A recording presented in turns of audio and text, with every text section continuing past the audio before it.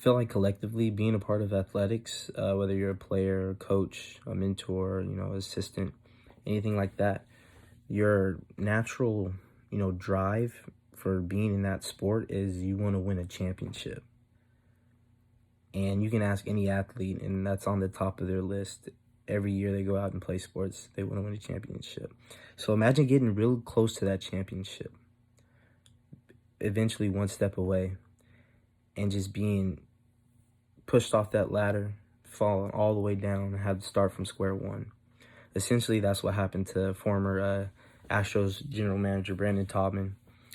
He was certainly at the beginning stages of forming one of the most dynamic and unstoppable teams of the 21st century, being the Houston Astros, until his deeds were cut short after a short-lived outburst of negative and harmful choice of words, which led to his firing during the 2019 postseason.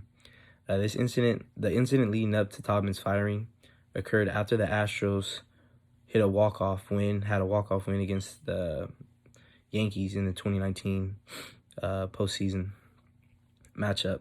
But as reported by Sports Illustrated reporter Stephanie Epstein, who claimed Taubman lashed out verbally at a group of 3 female reporters regarding Astros closer Roberto Osuna, who was given a second chance by the Astros amid having his own domestic violence case brought up 2 years prior to that.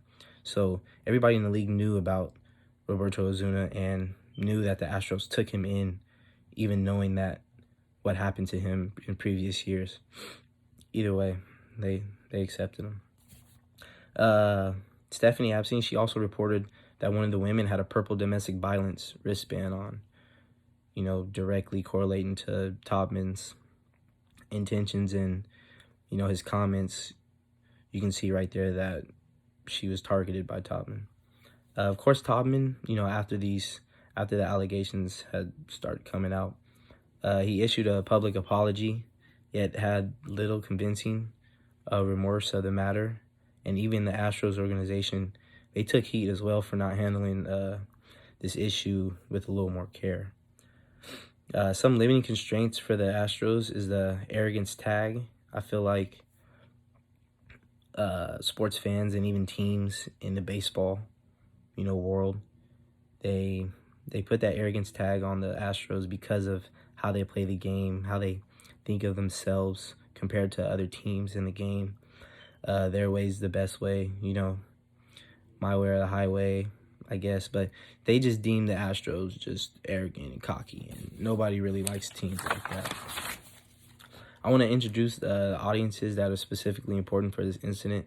Obviously, Major League Baseball Commissioners Committee, they handle operations across the entire league, so essentially they're the ones who have the power to punish teams, in this case the Houston Astros, or actually just the Houston Astros, for doing such things. And of course the Astros fans, they'll have to question, their loyalty, whether they stay with a ball club who is starting to go down this path of not abiding by, the rules and even socially correct norms, talking about domestic violence offenses and stuff like that.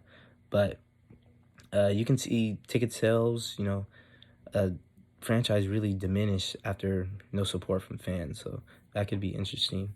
And then also the specific population of domestic violence victims across the world, not just in the sports world, just everywhere.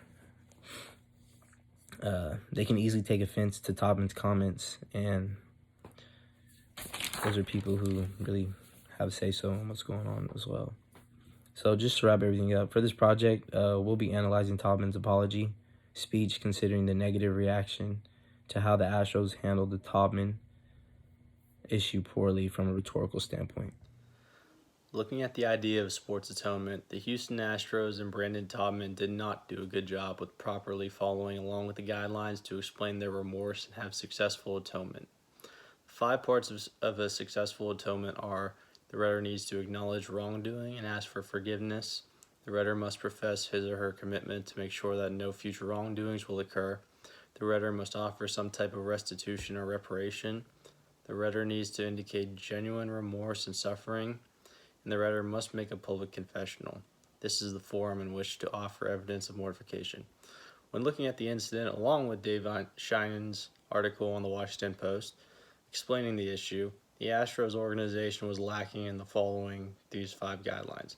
However, the Astros followed the guidelines that were acknowledging wrongdoings and asking for forgiveness, having restitution and reparation by firing Topman, indicating genuine remorse as well as suffering, and having a public confessional. Throughout the article, we see the Astros general manager Jeff Luhnow states, "The remarks never should have been sent. We own it as an organization.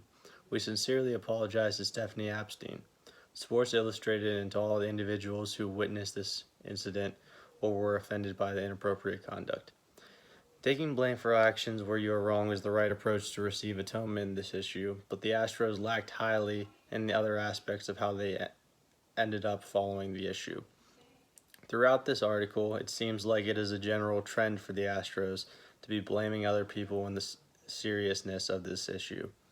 Remarks like the article from the Sports Illustrated was fabricated and misleading at first, and then the Astros turning around after saying these remarks and stating that Brandon Topman lied, so he is the bad guy, not them.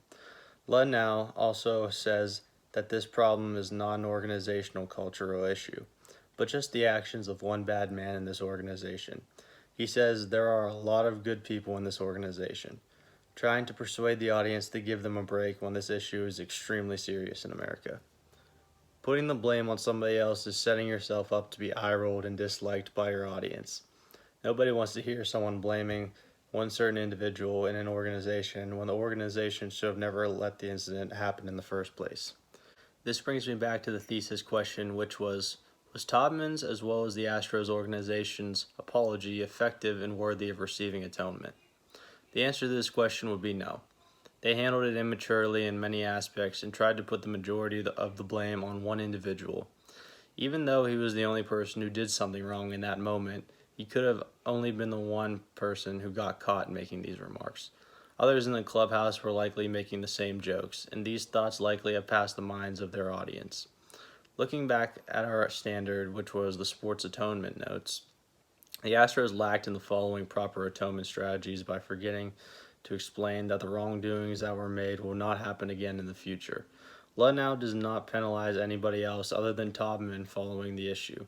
No new guidelines were set for the Astros players or staff in learning about the dangers of domestic violence, and Luhnow even said that he'll eventually get to it with apologizing to Stephanie Epstein. Very irresponsible as an organization and undeserving of proper atonement. The theory of sports atonement will be used for this analysis, coming from Angela Jerome. She authored Toward Prescription, Testing the Rhetoric of Atonement Applicability in the Athletic Arena, published by the Public Relations Review in June of 2008. Astros assistant GM Brandon Tubman made some mistakes in the fall of 2019. He embarrassed himself, and unfortunately, he embarrassed his organization. That was the true downfall of his once promising career in Major League Baseball. Initially, the Astros organization backed Tubman. However, a subsequent investigation by the MLB forced them to change their tune. They quickly fired Tubman and released a statement apologizing. They apologized to the target of Tubman's tirade, all witnesses, and anyone who could have been offended. They followed the first part of sports atonement in asking for forgiveness. Second, the Astros state that they fully support the MLB's investigation and continue to support victims of domestic abuse. They mention the work of domestic abuse organizations. They execute the second aspect of atonement by ensuring this won't happen again while using the MLB investigation as cover, hinting that they were waiting for the conclusion of their investigation to decide how to proceed. Third, they fired Tubman, which serves as the reparation of atonement. He was adequately punished and the Astros removed the troublemaker.